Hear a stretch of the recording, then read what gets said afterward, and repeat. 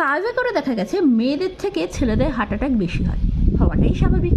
কারণ ছেলেদের হার্টে তো তার মা বাবা ভাই বোন আরও স্নেহের লোকজন ছাড়া থাকে। রাস্তা দিয়ে হেঁটে যাওয়া ক্লাস 10-এর একটা মেয়ে ফস করে তার গিয়ে হার্টের ভেতরে গিয়ে ঢুকে যায়।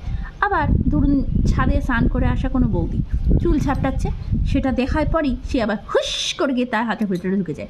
আরও তো রাস্তাঘাটে কত আছে আসতে যেতে, যাদেরকেই দেখে তারাই গিয়ে হার্টের ভেতরে হুস হাস করে ঢুকে যায়। ব্যাস সেখানে ট্রাফিক জ্যাম লেগে যায়, গন্ডগোল প্যাঁ প্যাঁ প্যাঁ প্যাঁ, নিজেদের মধ্যে সবার গন্ডগোল লেগে যায়। তখন কি হয়, আসে কিছুদিন পর তার আসল মালিক, হাটের আসল মালিক মানে বউ এসে দেখে ওরে বাবারে কি ভিড় কি জ্যাম, তো ট্রাফিক জ্যাম লেগে গেছে। তখন সে কী করে, সে একটা লাঠি নিয়ে সবাইকে তাড়াতে থাকে, ট্রাফিক জ্যামটা খুলতে থাকে, হুস হুস হুস করে সবাইকে তাড়ায়। ব্যাস তখনই যায় ছেলেদের অবস্থা খারাপ হয়ে, হায় একে ভয় করে দিল, হায় তাকে ভয় করে দিল, ব্যাস আক্কা হার্ট অ্যাটাক।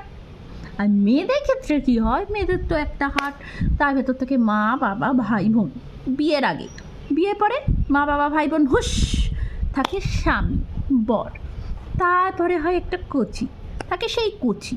ওই সেই বর আর কচি মিলে মেয়েদের হাটের ভেতরে ফুটবল খেলে, আনন্দে এদিক ওদিক ফুটবল খেলে বেড়ায়, ঘুরে বেড়ায়, তাই মেয়েদের হাটটাও ভালো থাকে, হার্ট অ্যাটাক হয় না।